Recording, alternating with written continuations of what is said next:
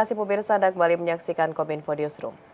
Presiden Republik Indonesia Joko Widodo menyambut baik prestasi para atlet di SEA Games Kamboja. Presiden juga mengharapkan perolehan medali emas tersebut terus bertambah.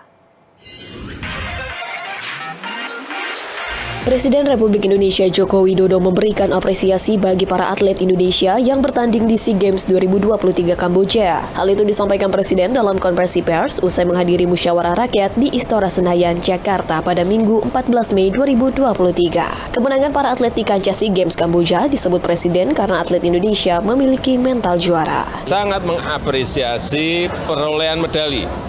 Emas sudah mencapai 60 ya, targetnya memang dari kemarin 60, tapi saya minta di atas 69. Semoga terlampaui. Ya, pertama. Yang kedua yang saya juga senang bolanya bisa masuk ke final. Nah, dengan pertarungan dan semangat juang yang sangat kalau saya boleh menyampaikan dengan mental menang itu memang mental pemenang. Jadi kalau menang ya wajar. Data Kemenpora mencatat, kontingen Indonesia berhasil meraih 70 medali emas. Dengan perolehan ini, Indonesia menempati posisi ketiga klasemen sementara. Sementara peringkat pertama, medali emas dihuni oleh Vietnam dengan 107 medali emas, dan peringkat kedua dihuni oleh Thailand dengan 91 medali emas. Selain menyoroti masalah olahraga, di kesempatan yang sama, Presiden Joko Widodo juga memberikan pernyataan terkait partisipasi menteri di pemilu. Presiden menyatakan membolehkan para menteri dan wakilnya untuk mendaftar sebagai calon legislatif asalkan tidak mengganggu kinerjanya sebagai menteri. Presiden memberikan peringatan keras reshuffle jika hal tersebut mengganggu kinerja pemerintahan. Ya, yang harus kita tahu ya, secara aturan memang diperbolehkan. Kalau dari saya, yang penting tidak mengganggu tugas-tugas keseharian. Yang ketiga, selalu saya evaluasi. Kalau memang mengganggu, kerjanya terganggu ya ganti bisa. Pendaftaran caleg oleh menteri tertulis dalam pasal 240 ayat 1 Undang-Undang Nomor 7 Tahun 2017. Para menteri diperbolehkan mencalonkan diri tanpa harus mengundurkan diri dari jabatannya. Aturan itu juga berlaku bagi kepala daerah, ASN, TNI Polri, direksi dan komisaris, dewas dan karyawan BUMN atau BUMD. Kita ke informasi selanjutnya pemirsa, Wakil Presiden Maruf Amin meresmikan 68 Kampung Bahari Nusantara TNI Angkatan Laut di 6 Satuan Komando Kewilayahan Pulau Untung Jawa, Kepulauan Seribu.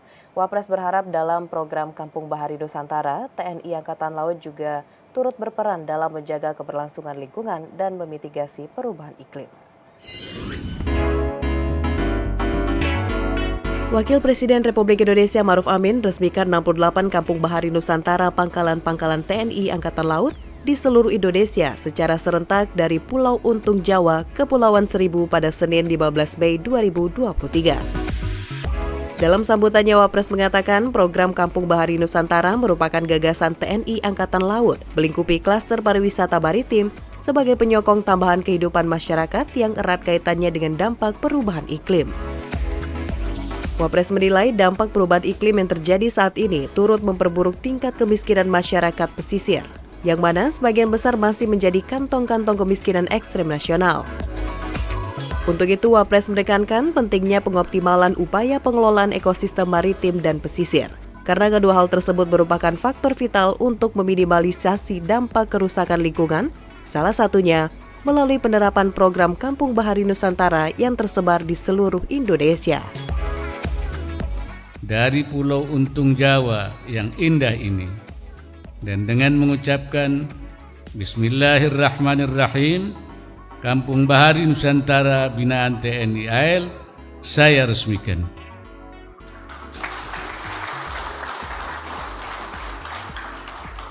Mudah-mudahan dengan upaya ini nyala terang desa-desa pesisir Nusantara akan semakin nyala, akan semakin nyata.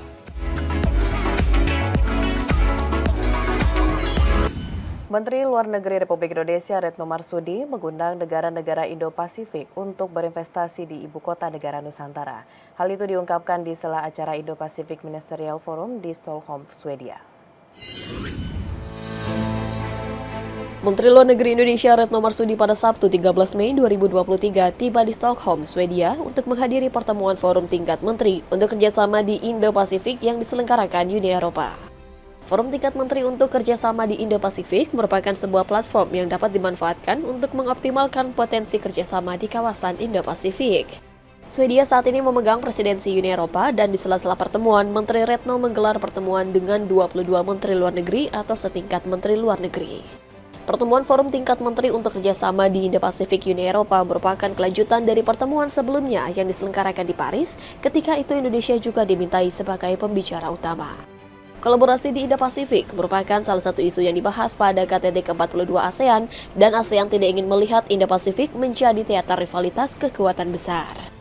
Oleh karena itu, kita semua harus bekerja sama untuk memastikan kawasan Indo-Pasifik menjadi kawasan yang damai sejahtera, termasuk upaya yang harus dilakukan melalui forum ini. Jadi forum ini harus membahas upaya kerjasama, kolaborasi untuk menjadikan kawasan Indo-Pasifik sebagai kawasan yang damai dan sejahtera. Menurut Menteri Retno, ASEAN terbuka untuk bekerja sama dengan semua negara tanpa kecuali atau inklusif, dan ada syarat yang harus dipenuhi, yakni penghormatan terhadap hukum internasional dan paradigma kolaborasi harus diadopsi oleh semuanya. Menteri Retno juga menekankan bahwa engagement dengan Indo-Pasifik harus inklusif, sehingga perdamaian, stabilitas, dan kemakmuran di Indo-Pasifik harus dapat dinikmati oleh semua. Selain itu, kerjasama di Indo-Pasifik harus konkret dan bermanfaat bagi rakyat, serta harus bersifat forward-looking untuk mengatasi berbagai tantangan di masa depan. Dan sebagai penutup di dalam memberikan keynote speech, saya menyampaikan undangan Indonesia kepada semua negara yang hadir, terutama dari kalangan bisnisnya, untuk menghadiri ASEAN Indo-Pasifik Infrastructure Forum yang akan dilakukan di Jakarta pada bulan September nanti dan akan dilakukan back to back dengan KTT ke-43 ASEAN. Menteri Investasi Bahlil Lahadalia optimis Indonesia bakal menjadi negara pertama di Asia Tenggara yang memproduksi kendaraan listrik. Sebab Indonesia sudah menandatangani kontrak kerjasama produksi baterai listrik dengan perusahaan asal Korea Selatan, LG dan Hyundai. Menteri Investasi atau Kepala BKPM Bahlil Lahadalia dalam keterangannya usai mengikuti ratas pengembangan ekosistem kendaraan listrik di Istana Merdeka Jakarta mengatakan, Indonesia akan memulai produksi baterai mobil listrik pada awal tahun 2024. Dengan dimulainya produksi baterai mobil listrik, maka Indonesia akan menjadi negara pertama di Asia Tenggara yang memiliki ekosistem mobil listrik. Pasalnya, selain telah memiliki pabrik mobil listrik tahun 2024, Indonesia telah mampu memproduksi baterai mobil listrik. Adapun baterai mobil listrik yang akan diproduksi tersebut yakni baterai listrik 10 GW hasil kerjasama LG dengan Hyundai. Ekosistem kendaraan listrik disebut Bahlil akan menjaga pasar besar yang dimiliki oleh Indonesia tidak bisa dipenetrasi dengan mudah oleh produk dari luar negeri. Selain itu, pemerintah Indonesia dan Korea Selatan telah bertemu. Hasil pertemuan itu, pemerintah Korsel meminta hubungan diplomatik kedua negara semakin mendalami sektor ekonomi. Diharapkan pembangunan ekosistem kendaraan listrik mendorong pertumbuhan lapangan kerja. Menyampaikan kepada Bapak Presiden bahwa tahun depan Indonesia akan menjadi negara Asia Tenggara pertama yang akan memproduksi ekosistem mobil listrik yang baterainya langsung dari Indonesia. Jadi tahun depan kita sudah mempunyai produk baterai mobil yang kemarin 2 tahun lalu di groundbreaking oleh Bapak Presiden di Kerawang. Pemirsa, usai jeda kami akan kembali dengan dialog kontribusi transmigrasi membangun negeri. Sesaat lagi.